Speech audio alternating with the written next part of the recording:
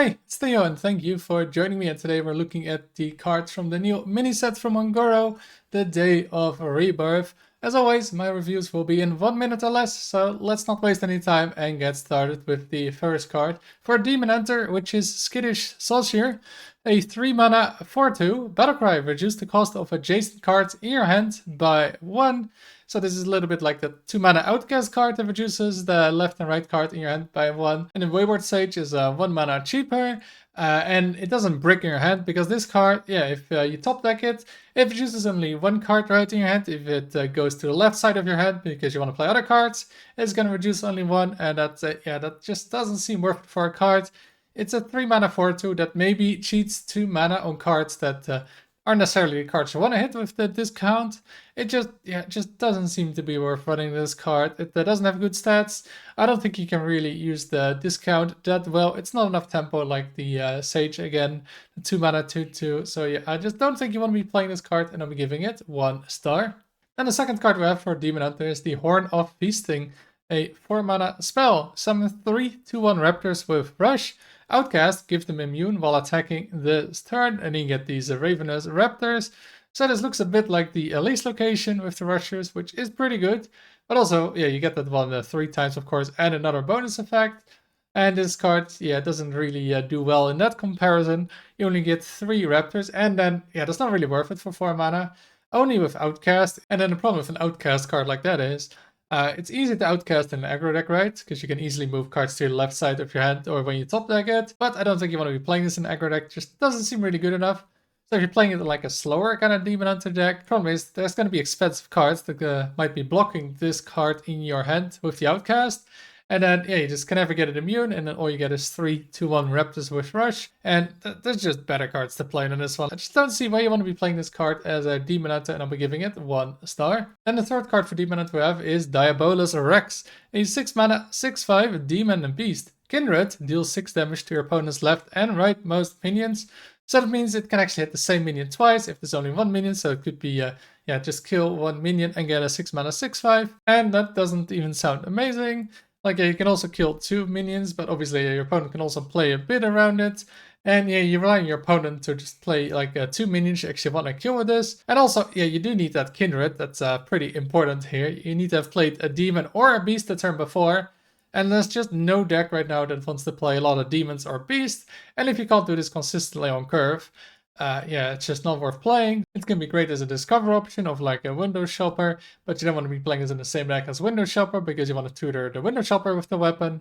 And you can also see this of Kill Jaden, of course, so that's probably where you'll see it most.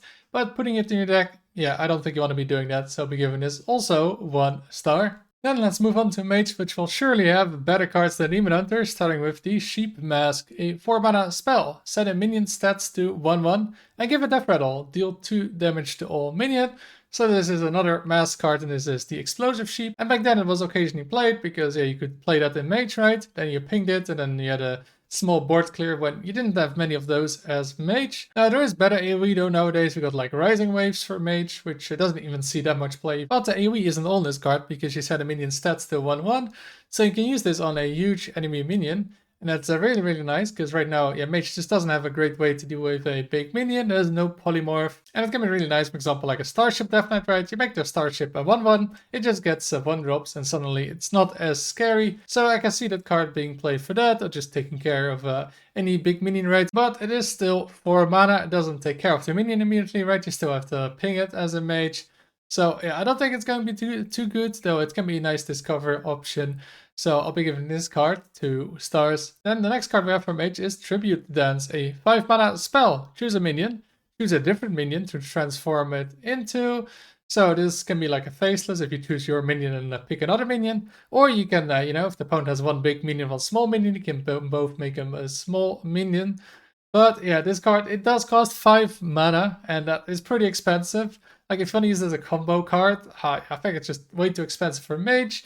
I don't really see what you want to combo with this either right now, right? There's no like Mozaki or something. It doesn't go into any deck. There's no combo card right now. So I just I have no idea what you want to be playing this in. Even the sword removal, it's not too amazing. Yeah, you could play Doomsayer and then make your opponent's minion into a Doomsayer. So yeah, maybe that's a play. You just go Doomsayer and swap it. That is a board clear as mage, so yeah, you could have. And right now, yeah, you just don't have those board clears right. This can actually get rid of a starship board. So yeah, maybe this is a play in that combination. So for that, I'll just be giving this card 2 stars. Then the last card we have for mage is the Tachysaurus, a 7 mana 3/6 mech beast.